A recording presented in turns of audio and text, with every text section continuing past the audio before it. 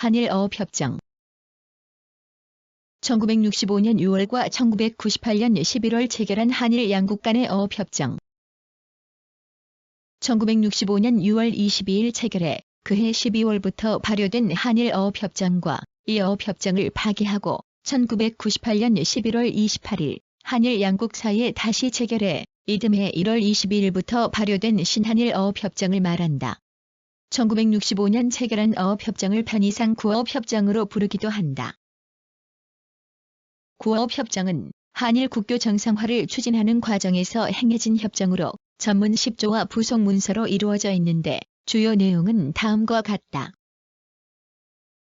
1. 자국 연안의 기선으로부터 12해리 이내의 수역을 자국이 어업에 관하여 배타적 관할권을 행사하는 어업 전관 수역으로 설정할 것. 2. 한국 측 어업 수역의 바깥쪽에 D모양의 공동 수역을 설정하고 어업 자원 보호를 위한 규제 조치를 강구할 것. 3. 어업 수역 바깥쪽에서의 단속 및 재판 관할권에 대해서는 어선이 속하는 국가만이 행사할 것. 4. 협정의 목적을 달성하기 위하여 양국 어업 공동위원회를 설치하고 필요한 임무를 수행할 것. 5. 공동자원조사 수역의 설정. 6. 분쟁 해결 방법에 관한 여러 규정 등이다.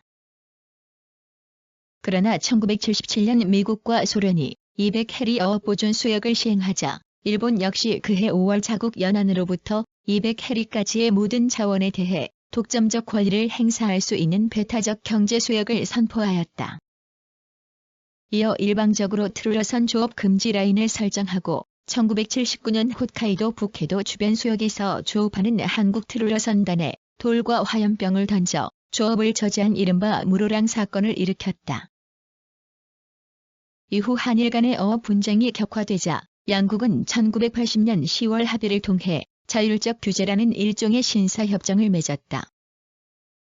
그러다 1982년 유엔 해양법 협약이 채택되고 1994년 11월부터 공식적으로 효력이 발생하면서 1965년 당시의 한일 어업협정도 새로운 국제어업 환경에 맞게 정비하지 않을 수 없게 되었다. 더욱이 일본이 1996년 200해리 EEZ 제도를 선포하고 구어업협정을 일방적으로 종료시키면서 새로운 어업협정 체결이 필요해졌다. 이후 1997년 7차례, 1998년 8차례의 공식 협상을 거쳐 그해 10월 9일 신한일 어업협정에 가서명하고 11월 28일 서명한 데 이어 이듬해 1월 6일 국회 비준을 거쳐 1월 22일부터 정식 발효하였다. 주요 내용은 EEZ의 설정, 동해 중간 수역 설정, 제주도 남부 수역 설정, 전통적 어업 실적 보장 및 불법 조업 단속, 어업 공동위원 설치 등이다.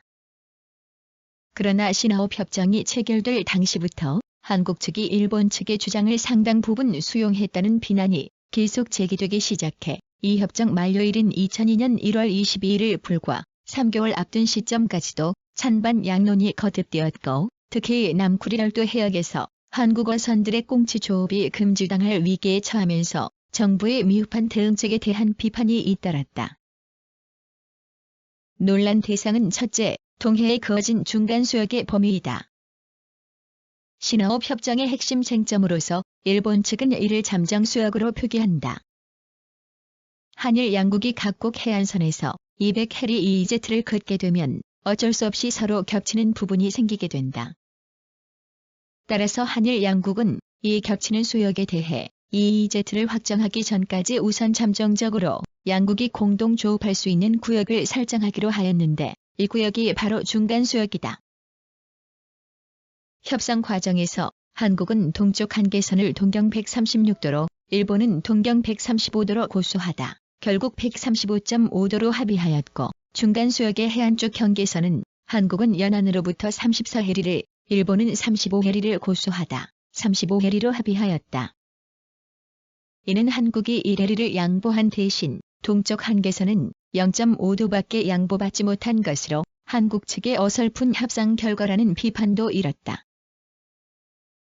한류와 난류가 교차해 각종 수산 자원이 풍부한 평균 수심 100에서 200m 내외의 대륙붕 해역으로 동해 최고의 황금어장으로 꼽히는 대화퇴의 경우 동경 134에서 136도에 걸쳐 있는데 애초 한국 측의 주장대로 136도를 동쪽 한계선으로 할 경우 대화퇴 대부분이 중간 수역에 포함되므로 한국 측에 유리하다.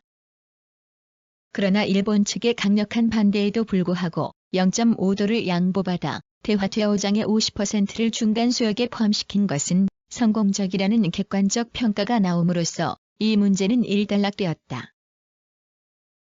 그럼에도 일본과 러시아가 영토 분쟁을 벌이고 있는 북방 4개 섬의 주변 수역인 쿠릴열도에서 일본이 러시아에 막대한 대가를 주고 한국 어선의 쿠릴열도 조업을 금지하게 함으로써 2002년부터 남쿠릴열도 해역에서 꽁치 조업을 금지당할 위기에 처하게 되었다.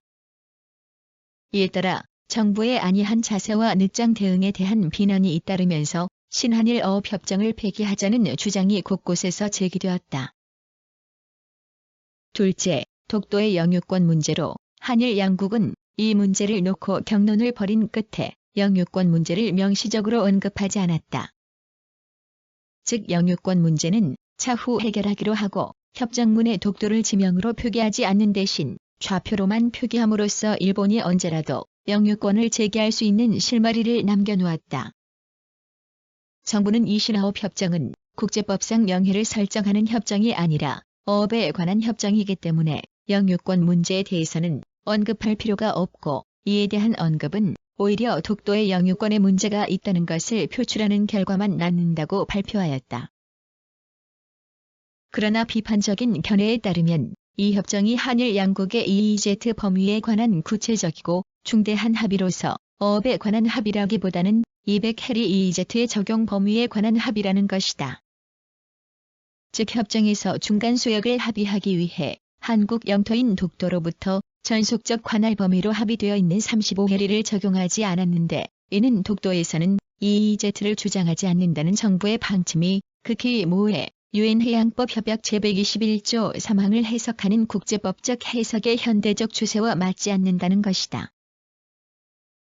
또 독도의 부두시설과 어민 숙소 등을 축조하고 등대를 운용하고 있는 현실적 상황을 무시한 것이기 때문에 결국 주권적 관할권의 포기로 볼 수밖에 없고 국제법적으로 영유권은 당사국과 관계없는 별도의 권위 주체가 확정적으로 이를 보장해주지 않기 때문에 중간 수역 설정은 독도에 대한 영유권의 배타성을 훼손하게 되었다는 것이다.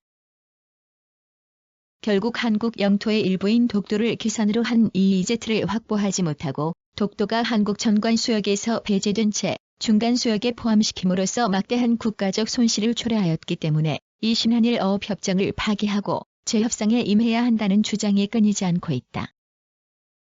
이 협정의 유효기간은 3년으로 2002년 1월 22일 효력이 만료되는데 만료 이후 한일 양국 어느 쪽에서도 협정 파기 의사를 밝히지 않는 한 효력은 자동 연장된다.